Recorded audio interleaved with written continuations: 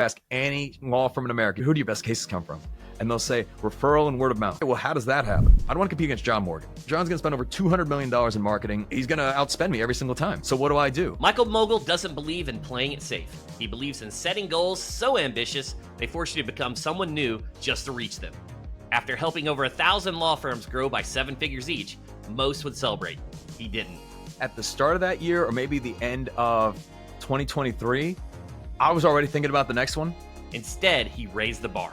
10,000 firms, 10 million each, $100 billion in impact. Discomfort is where Michael lives, because in his world, unreasonable success is the only way forward. In this conversation, we talk about scaling, team building, the trap of comfort, and why most firms will never reach their potential. Welcome to Personal Injury Mastermind. Let's get into it. I'm here with my guy, Michael Mogill again. Mike, welcome back to the show. Grateful to be here, Chris. You know, I want to talk about something. I want to give you some massive props right out of the gate, but you recently hit your vision of helping 1,000 firms grow by $1 million each.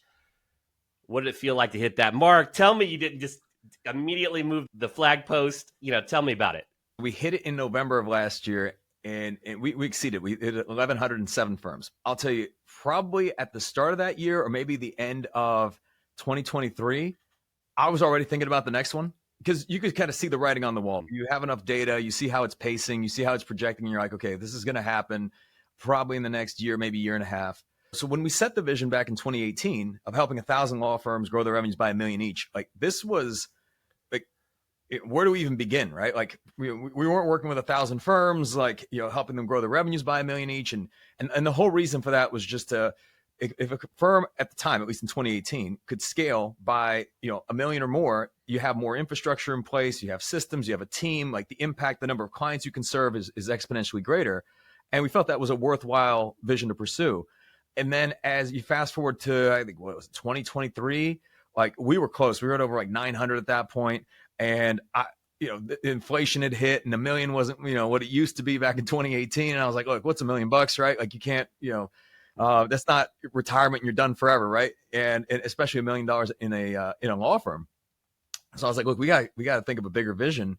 And it was just, I think the best visions are ones that, one, you can quantify, and then two, that are infinite in a sense. So that was the idea behind 10,000 law firms, 10 million each. So instead of $1 billion annual impact, it became like $100 billion annual impact. In the legal industry as a whole is, I think, 370, maybe 380 billion. The same excitement I had in 2018, I now have today of saying, I don't even know where to start. How do we even make a dent in this? I think that's incredible. And it makes you think differently when you set those types of goals versus the small goals. I remember, we go around, we set our annual planning and it's like, we're going to hit this revenue target. I'm like, well, what would it look like if we hit this other target? Yeah. Get people out of their comfort zone. I'm just of the belief that when you set a target, if you already know how to get there, then it's not very exciting, right? Because if you already know how you're going to get there, it's usually like goals where you say, okay, I'm going to grow by 5% or 10%. And then people just equate that with, we're going to work longer and we're going to work harder. But if you say, okay, 5X or something crazy, like, 10X, 20X, then you can't just work your way to it, right? It's not just, we're going to work harder. We have to reimagine how the entire business operates. Outside of that, give me some other highlights. Tell me about some exciting wins, milestones, campaign results, or just personal wins too. I'd love to hear that. Oh man, where I begin. So my daughter, the youngest, just turned 4. We've got a 6-year-old and a 4-year-old. I'd say those are like the biggest wins. Then, as far as like business wins, This is a really exciting time. We had our conference, interviewed Nick Saban in a fireside chat. So we closed out with a performance by Ludacris. So it's kind of a fun end to that year. And really the big change was we'd gotten the business to be really a self-managing team probably about 2 years ago. And I had a health scare at the end of 2022. This was after that Mercedes-Benz stadium event. And that probably took years off my life of like, who does an event in a football stadium, right? Like, Chris, if you did this, yeah, we've talked about this. I would root for you. I'd be your biggest advocate, but I would not wish this upon my worst enemy. We've talked about this before, and in private conversations, like doing an event is hard because those tickets seem to come in at the very end, no matter how much of Facebook ads. I mean, you'll get a trickle, right? But they come in at the end, no matter scarcity and different tactics. And yeah, so it's a stressful time. I give No mad one, no props to one's that. asking for another legal conference, right? Like No. no one. So anyway, so after that, I basically like team self-managing. We got great leaders in place. I go all in on the health focus, like health, longevity, etc. Like I become the Brian Johnson, right? Essentially, like just saunas, cold plunges, like nutritionist diet. And I was, kind of searching. Okay, what's the next thing? I mean, I was working on the second book. Obviously, still dropping in at Chris. We do workshops, that sort of thing. And after about a year of that, man, I got so bored that I came back and we just, essentially was like, let's scale this thing. Let's blow up the vision. Let's make it even greater. So that happened, I think, in the middle of last year and I believe in June. And I've been back ever since. We work hard many times, work hard now so that you don't have to work hard later, right? You've solved a lot of problems. You have a great team. So what keeps you going then? And what does it take to go from like having hit whatever that milestone or reach the top of that mountain to then go back to the very bottom and want to put yourself through everything like that you had to go through, probably even worse, and do it again, right? Like you got to be absolutely sick and twisted. You love to compete. I love to compete. It's fun. I share this with our team a lot when, I want to put them in the shoes of a law firm owner, like who goes to law school, graduates, and then let's say works under the law firm and says, I'm going to bet on myself. I'm going to start my own firm. And I say, okay, imagine this. Imagine you decide to do that one day. And on the day that you decide to start your law firm, you're competing against people that have been doing it for 20, 30 years that are like have way more resource than you, that just know what they're doing, have amazing teams, are investing millions in marketing. And you got to compete with that on day one. And imagine you don't know anything. Like you don't know how to hire people. You don't know intake. You don't know how to acquire cases. Like it's just you. So what happens is you work 100 hours a week and you're stressed the hell out. And then you say, like, is there a light at the end of the tunnel? I think like even if you had the knowledge, there's challenges, right, with consolidations, with the capital, the capital from a leverage perspective. I think that's part of the appeal of mass torts, right? Oh, there's this new mass tort just started. Let me get in. Like I got the knowledge, but now I'm kind of at the same starting point. Yep. Versus like you going after auto or DUI or divorce. It's like, it's tough. It's tough. So you got to think differently. We've had some conversations ourselves about, professional services, right? Like even what we do, like a lot of times people don't associate that, but it's professional services. You've helped firms scale across, major revenue thresholds. Let's break down some of these inflection points, when firms are moving at the different levels. Like when you see a firm say, Michael, I don't even know, like six figures to me, like to me, that's like you're still working for somebody else, or like maybe you're, I don't know, like you're really struggling, like you're not in the game. The times have changed with the inflation. When you're at the like $1 million, what's it take to go from $1 million to 8? Like, what do you see for law firms? Yeah, so I think about it from the standpoint of like why do firms plateau? Right? Like what prevents a firm from going from like one level to the next level? The average law firm in America, it makes $140,000 a year, like gross revenue. Wow, I didn't know that. Like that's just wild to me, right? That's pre-tax. That is just gross revenue. And you think, okay, so what prevents a firm from going from 6 figures to 7 figures? Because most firms are under 7 figures, like the majority. Okay. Right. Okay.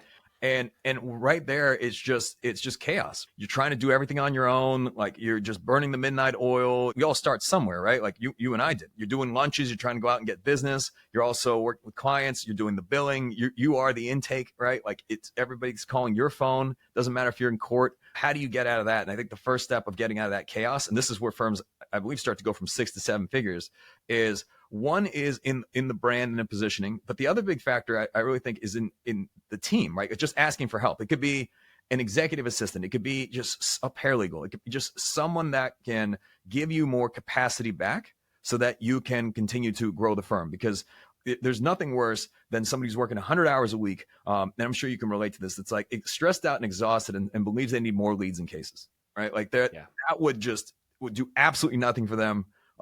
Besides probably drive them, closer towards the grave. So like the first step is like, okay, I need to expand my capacity. I need help, right? Then you're at the 7-figure mark. And then there's firms that stay at 7 figures for a long time. What is the reason most firms stay there? You may have a few people at that point, like a few team members. And like now it's just the complexity of it all. When it's just you or it's you and 2 or 3 people, the lines of communication are pretty clear. What happens when you have like 20 people, 30 people, 40 people. Now you've got to figure out a way to get people from all these different backgrounds and personality styles to align and work together. And this is where culture starts to play a big role. This also comes down to like, how do you start really to scale? Before, maybe you were taking on 5-10 cases a month, but how do you scale to 100, right? It's completely different structure. You start to get into just overall like efficiency and data and metrics and KPIs. So this is where I believe it actually starts to become a real business, right? Like the 7 to 8 figures. And then you get to 8. And this to me is like the biggest danger zone that ever exists. And I know countless firm owners that like when they reach out, they were here and they've been here a long time. 15 million, 25 million, 30 million. What I'm about to share may be completely unrelatable to some people listening. And to those that it is relatable, they'll just be nodding their heads, is that this is the part where you get comfortable. Life's pretty good. I mean, who could blame you? You're running a $25 million law firm. You've got a team in place. And is it perfect? No, but you worked your ass off for the last maybe 2 decades to get it here, and you want to relax and you want to enjoy time with your family. You're just thinking, okay, well, kind of lose that fire in some respects. If you look at 6 to 7 figures, that's chaos. You overcome that by asking for help. And then from 7 to 8 figures, that's more around complexity. How do you simplify it? But then 8 to 9 figures, like how do you get out of that comfort zone? Like how do you really blow past, let's say you're 30 million, 40 million, and you're like, we've been here for 3, 4, 5 years. We just can't seem to break out of it. I'm telling you, this is the hardest one to do it. I've seen this time and time again. The only way out of this of 8 to 9 figures is to intentionally make yourself uncomfortable, make everyone around you uncomfortable, and blow the whole thing up like it's day one and rebuild it for what it needs to be for a 9-figure organization. And the reason that's so hard to do is because everything is good. Right? It's not great. It's not like, it's not like your ideal state, but it's not when you were starting out and you could barely put food on the table and you're just worried about how we're going to make payroll. Right? So you think, am I going to bust up a good thing and put myself through all this and my team through this? And it just seems stressful and exhausting. So to put it in perspective, less than 1% of all small businesses in America ever get to 7 figures, and less than 0.01% get to 8 figures. And then when it comes to 9 figures, it's like 0.00001%. And that's small business. That's not even just talking about law firms. That's like all small businesses in America. Wild. I got, for me personally, the pain line for me, taking some Dan Martell here, was like 8 to 10. 8 to 10 was really hard for me because what I found was like, I had to hire a lot of non-revenue generating people that I was resistant to, like HR, middle managers, finance, to get that data component. So actually, you say 8 to 10 million, not 8 to 10 figures. 8 to 10 million. Yes. Yeah. For me. And then from 10 to 20, once you had those, it's like you got the infrastructure. I think now I'm going to sound like a huge nerd, Mike, and I feel like I'm just playing people Pokemon. Like that's what I feel like I'm playing. It's like, oh, I need better Facebook ads. Who's the best at Facebook ads? Oh, I need better this. Who's the best? It's like, I got to catch them all. Got to catch all the talent. like, am I wrong? Is it like... That's what it is. I had a conversation with somebody yesterday. They were higher up at Rippling, like the HRS company. And these guys have been on like multi-1,000% growth rate. They're on their way to like a massive IPO. They've already got a multi-billion-dollar valuation. And I was talking to this guy who's like one of the execs there. That's all they focus on. They're like, how do we get the best and brightest in here? That's where all the growth happens. That's where all the scale happens. Because it's less about, hey, where do we find enough just capacity hires? It's more so around like, where do we find these people that have already done what we're trying to do? And how do we get them into our own organization? Especially you're scaling from like 8 to 9 figures. That's where, in some ways, I think like 80 to 90% of your time goes. Of just, how do I get this human being like to want to come over here and like who's incredibly talented, right? That could take their talents anywhere, right? Last week we had a workshop. There was a firm that's about 120 million in revenue. He was saying the same thing. Like they go out and they try to find the top trial lawyers, because everybody wants them, right? Right. And like the lengths that they go through to find these trial lawyers and to attract them to their firm. So you're not going to win them over with more money or better benefits. It's them believing in you and your vision. And sometimes they're nurturing these guys for years, just trying to get them over. So literally yesterday, I fired off a text to Mike Rose at Hatch Rose, Steve Gersten, Bob Simon, some heavy, like legit trial attorneys. And I'm like, and I was asking about their compensation structure for trial attorneys. To me, the game is going to be who's got the trial attorneys. But like, Yeah, for what's sure. what's the strategy around finding them, retaining them, paying them correctly? That's it's like a rare commodity. It's like, yes, there's 8 billion people out there, but to find like the cream of the crop, like trial attorneys, because again, if you get a great one, your confidence is massive because number one, like there's, that's one less thing you have to worry about because you know that they're going to do a phenomenal job when they go to court. So for somebody who's trying to get out of of going to the courtroom, that's the solution. And then for somebody who wants to build up an amazing trial team, that's the way they scale their firm, because now instead of having to refer out these cases, like now these cases can be referred actually to them, and then they can maximize the value of said cases. Yeah. So legal marketing is evolving, right? AI. Attention is fragmented. Mm-hmm.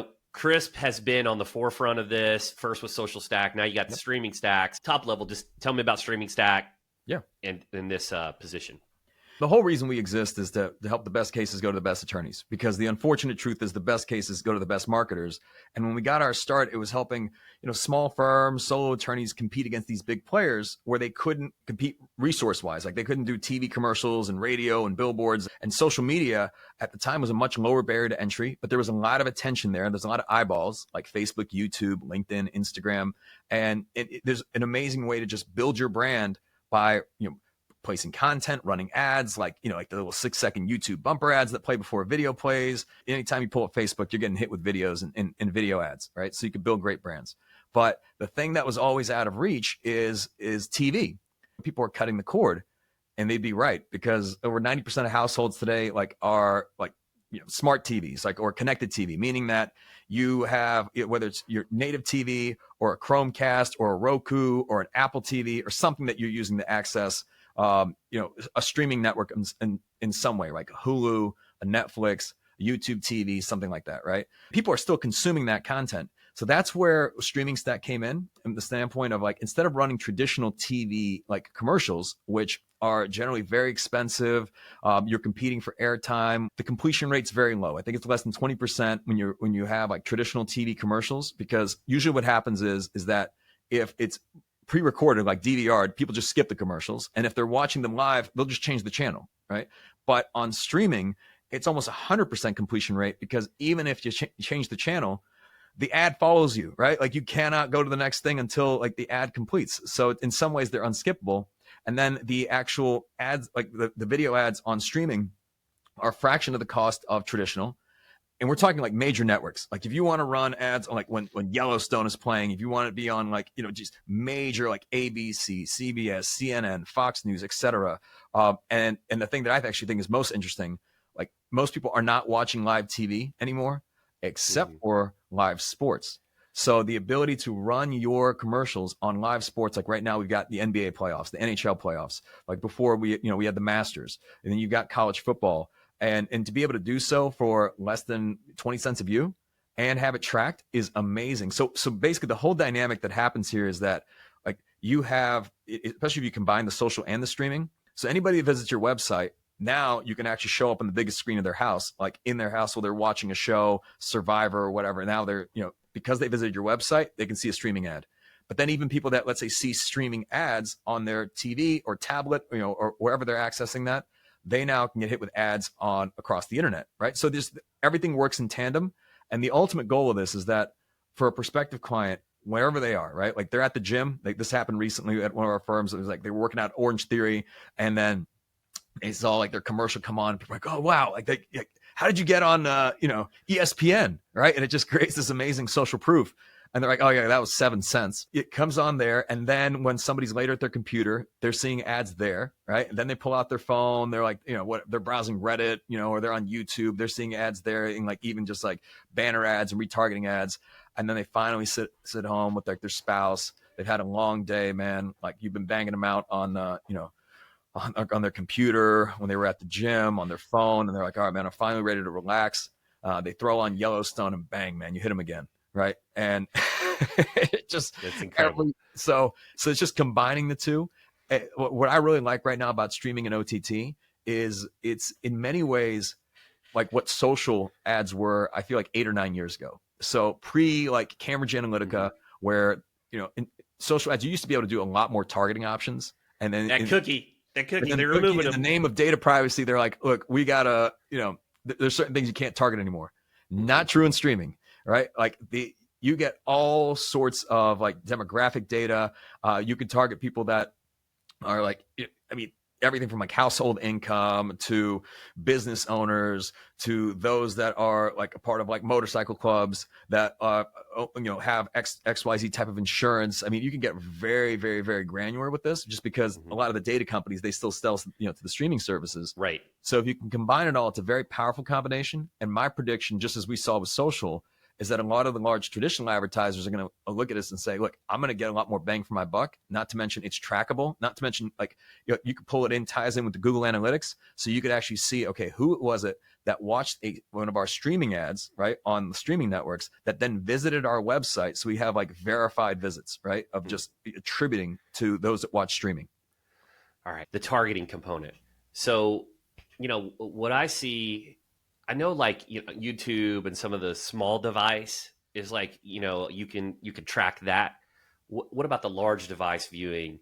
TV, you see that brand increase, maybe throw a vanity phone number. I know some people are trying to throw the QR code up, but like, look, you really can't track that either. So like, what do you say to those individuals? Like, know as well as I do that, first of all, user behavior, they might go to YouTube TV and then they may go to Google, then they may see the billboard. Like, what's your thoughts on all this? Yeah, so that's actually a really good point. I would say if your goal is leads, like you're going to be probably very disappointed. This would be not a reason to do this, right? Like if your goal is leads, I'd say, hey, do Google pay-per-click, do LSAs. I would treat this as like online billboards in many ways, right? Like the same way, like you have hundreds of billboards, but now you can have this on social and on streaming, and that effect is hugely impactful. And you don't even need to bother with like a vanity phone number or anything like that. I mean, the benefit on streaming is you can literally click the ad, right? Like from your device. And I would look at streaming as not just the TV, but also tablets. And when people are like, this actually blew my mind. Like years ago when we were first investigating this, I thought, look, I pay for like the YouTube premium because I have young kids and I don't want to run ads. And then I've got YouTube TV, and it's like, are people really seeing ads? And I learned that like 90% of households, they get the free versions, right? Like they get the ad supported version. And it's same thing with like, I think it's like Fubo, right? Like, or Freebie, like all of those, like, bro, all the different networks. I'm in that category. And I'm like a different nutcase though. I like to watch the ads because I'm a marketer. Yeah. So they're like, so you don't have to worry about the ads being served. But yeah, I mean, to your point, so the tracking when streaming is like IP based, right? So like you've got like the device like IMEI, right? Like if you want to get like technical about it in terms of like attributing it to a specific household, and then the actual IP itself. So like when you're targeting specific households, and then on social there is like you still have some of the cookies, but we look at it as like we build audiences based on intent. So if you ask like let's say a personal injury lawyer and they're like okay, who do you want to target? And they're like injured people. Like who's your ideal client? Injured people, which is like such a terrible answer, by the way. Because if you could just get a little more granular with it and say, you know what, if I look through our client base, our best clients have been moms, right? And like they're moms with kids, or like they are part of like neighborhood associations or whatever, or their husbands are construction workers, or just something, some trend you can identify.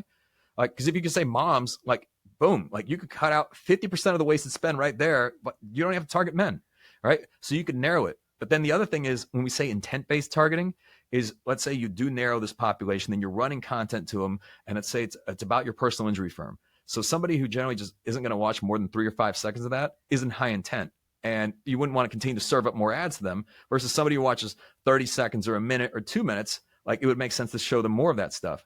So you could build audiences that way too.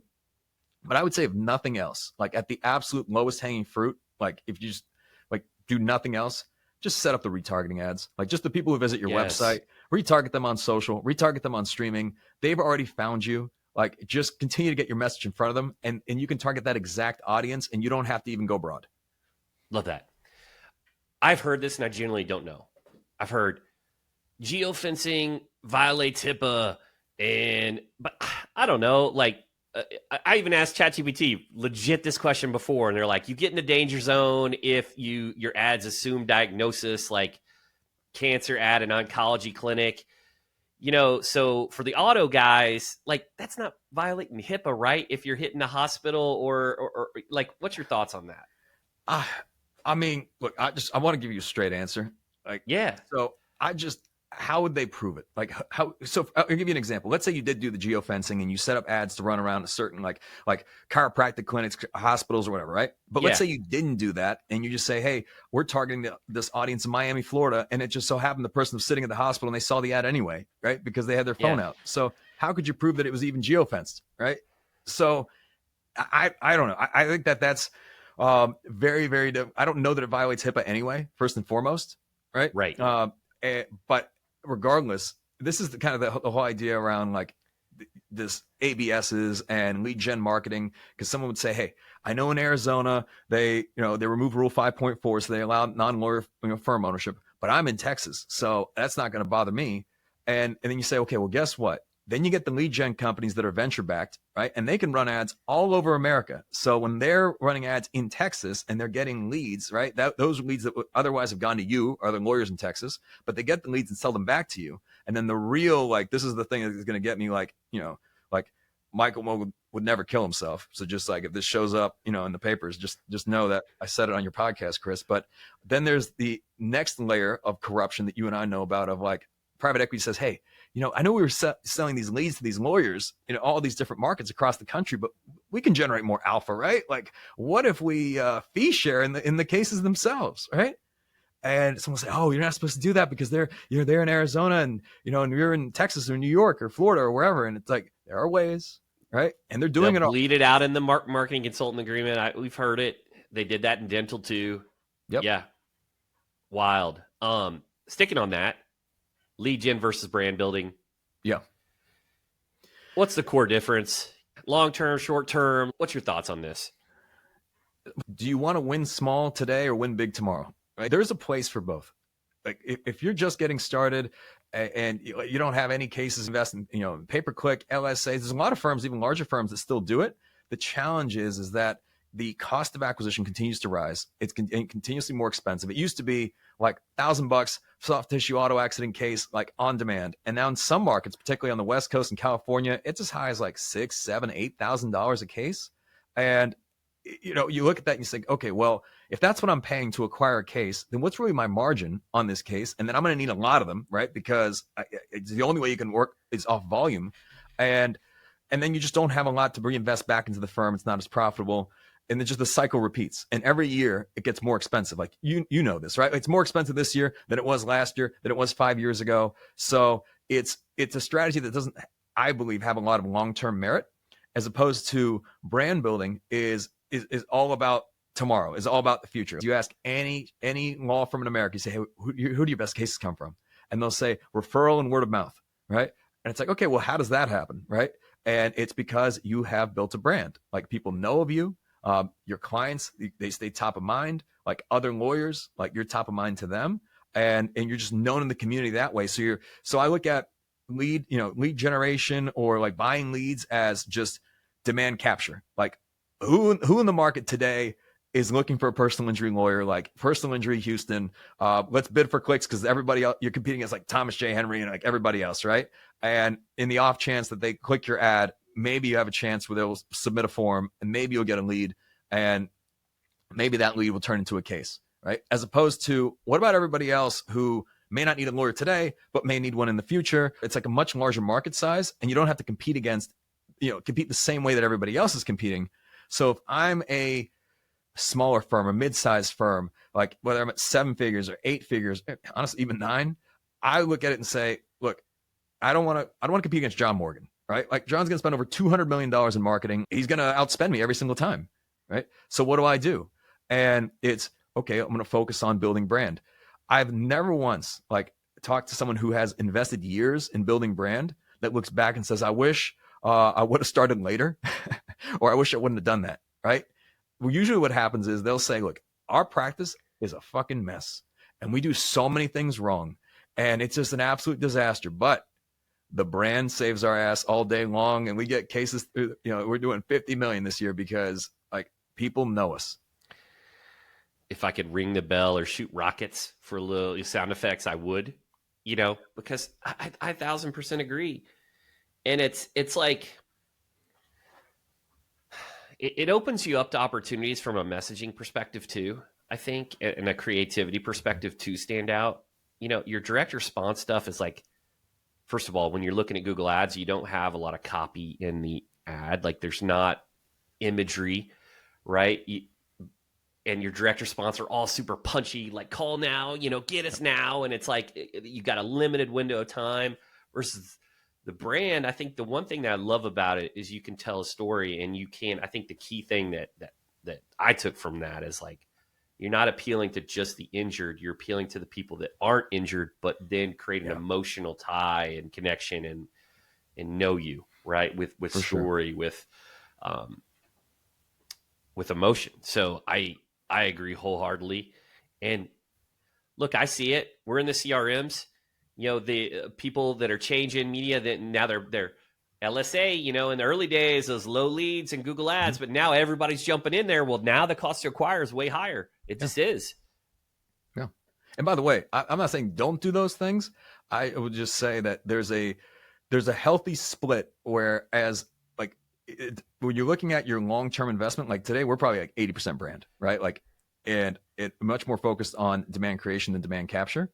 But early on, I get it. Like the phone's got to ring. Like you've got to bring in cases. So maybe you do invest in like pay-per-click, LSAs, those types of things in the short term. But the challenge is that the minute you stop spending is the minute those stop coming in, right? Like you literally disappear off the face of the earth.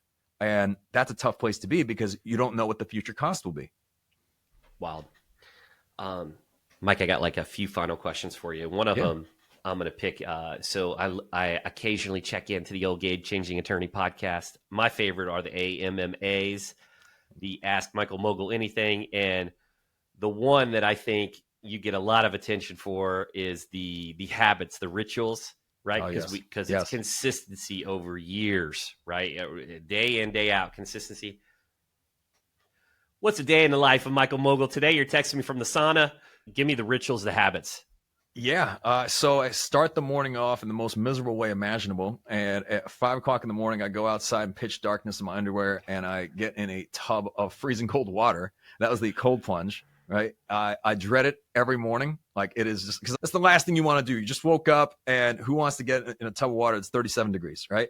And then you get out and like, okay, all right, I'm proud of myself. I did something hard. And that's where I strap on a weighted vest. And I'm a professional walker now, Chris. So years ago, when I had my health scare, I was averaging like 3,000 steps a day because I was just spending most of the day sitting. And my trainer said, "Hey man, you should really try to get 10,000 steps a day." And I was like, "All right, challenge accepted. I'm going to go for 20,000 steps a day." Right. Because you said 10,000, like I can't do things in moderation. So like, I think, okay, how do I do this? Now, walking outside at 5 o'clock in the morning in pitch darkness is probably not the best idea. So I do it indoors. I've got like this Peloton tread. And then I realized like a few days in, I was like, man, this is going to be boring, man. I'm going to be like staring at a wall, like walking 5 miles with the weighted vest. So I got this standing desk attachment to this thing. And I grew up playing video games. So I was like, you know what? Like this can make the time go by faster, and I can, I could be like just mentally stimulated doing this. So I'm playing these first person shooters like Call of Duty in the morning, 5 a.m. Usually I try to get like 5 or 6 miles while I'm walking with this weighted vest. And I'm playing against, who knows what? At that time, it's like everyone across the world. A lot of it, it's like college kids and like high school kids.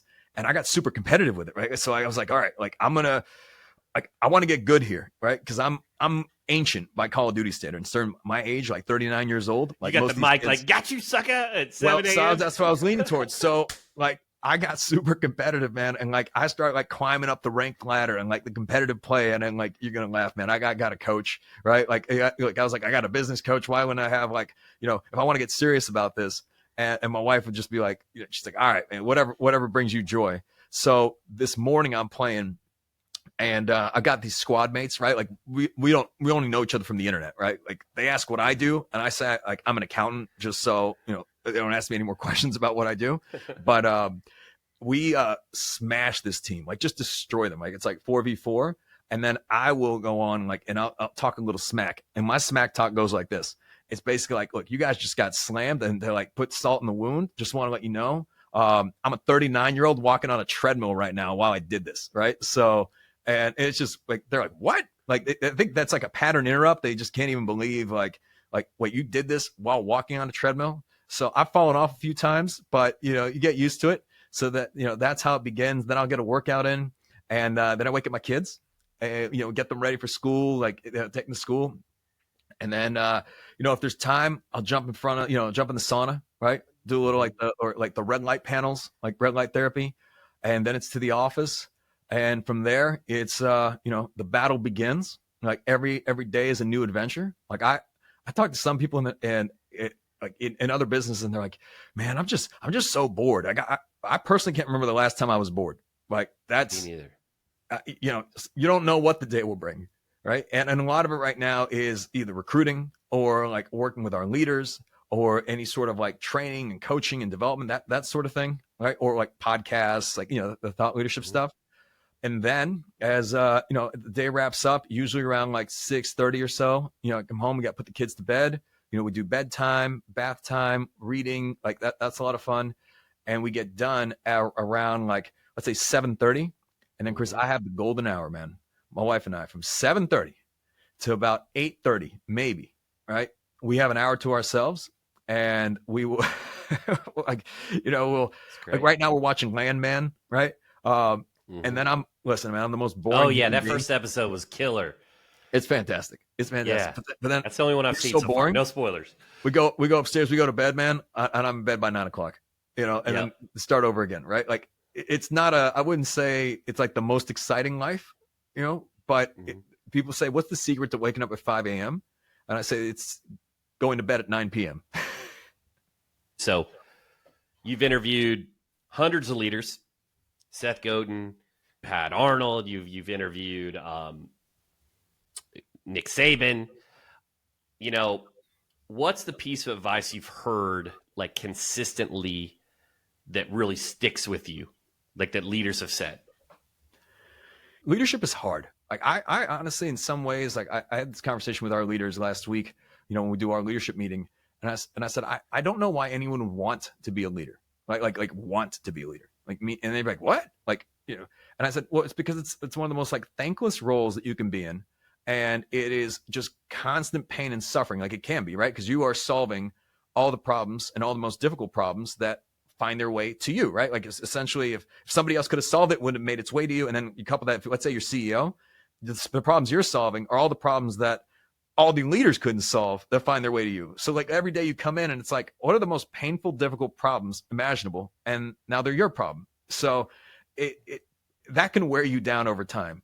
And business is like not a marathon, not a sprint. It's like a marathon sprint, right? Like you're sprinting and you're sprinting for a marathon. So the advice that I've heard that's been helpful to me, especially when you get down on yourself and you're dealing with a lot of adversity and you're just getting kicked in the nuts every day, right? You have these days where it's like 5 things in a row, right?